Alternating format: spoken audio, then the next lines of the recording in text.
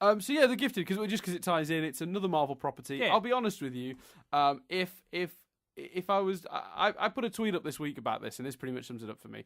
If you're reviewing The Gifted, the basic review is it's a lot better than the Inhumans, like a lot better. But it's not Legion. Yeah, I think that's fair, and I think it's too.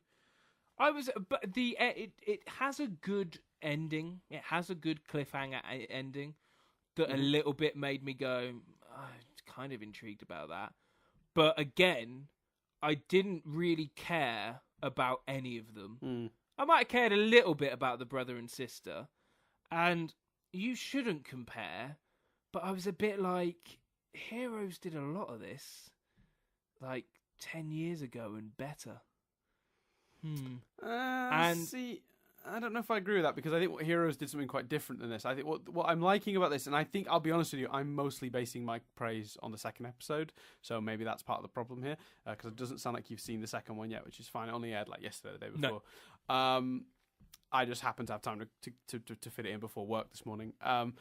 I really enjoyed the second episode because it properly goes into, or it takes a more interesting look at their place in the world and harps on, because when we talked about the show initially, when we sort of said like where could this show really excel, we talked about that drama of that's inherent in the X-Men premise that the movies sometimes lose sight of because they're too busy at their own arse, and that's this whole sort of allegory for racism.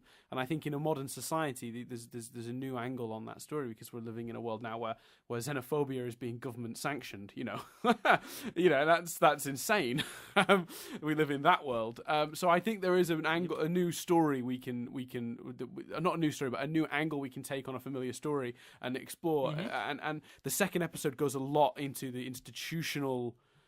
How fair is it that the government can just decide these guys don't have rights? And because the main character, which is Stephen Moyer's character, who is Vampire Bill on True Blood, he's the one with the kids. So he's basically a lawyer that helps convict, mutants for their crimes.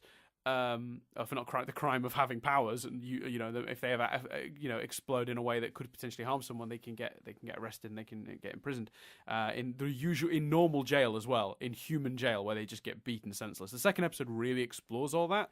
It explores that's not really explored in the first episode. Not at all. No, the first episode is just literally set up. It's just like the kids' powers are revealed and they go on the run from the government. But in the second episode, it really looks at the prison system, where you end up if you're a mutant that's been incarcerated, what happens to mutants when their powers go awry like that. They're normal citizens, then all of a sudden they don't have the same rights as another person. Is that fair? It goes into a lot of that stuff, and not in as much depth as you would maybe, of course, like, because it is ultimately sort of a sort of a kind of action show. It is sort of a superhero TV show, so it has to do a lot of that too.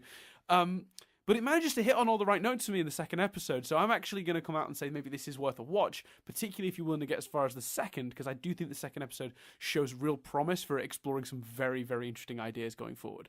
So I would actually give it a thumbs up, even though the pilot isn't perfect by any stretch. It's quite generic, the pilot. I think that's the thing for me. It just it felt a bit too generic. It felt a bit like I'd seen the themes before. Maybe I'll give the second episode a go then. I think it helps. It will help for some people, because it's funny you mentioned the True Blood thing, because the first thing Jess did was like, "Oh, it's the guy from True Blood," and I didn't know any of the actors, so I didn't even have that hook. If it had been an actor I know and liked, maybe. So yeah, it had some interesting ideas. I think it just comes down to, we've seen a lot of superpower shows recently, and we've seen a lot of shows trying to do this. Certainly based on the first episode, yes, a lot of shows try to do this. But if the second episode is an indication of where it's going in terms of exploring the legalities and the reality of a world in which these people exist and the government has sort of almost turned on them and their ability to have rights, I think there is a story to be told there that no one else is telling, potentially. Yes, yeah, I think that's fair. And they've not hit it hard enough yet for me to go, yes, 100% this is a show to be watching, but they go a long way in the second episode to opening that door. Do you know what I mean? They fully turned the knob, but they haven't pushed the door yet. Do you know what I mean? Like they've set it up, and now they've got to just knock it down. Let's see. I'll be intrigued to see episode 3, truthfully. Okay.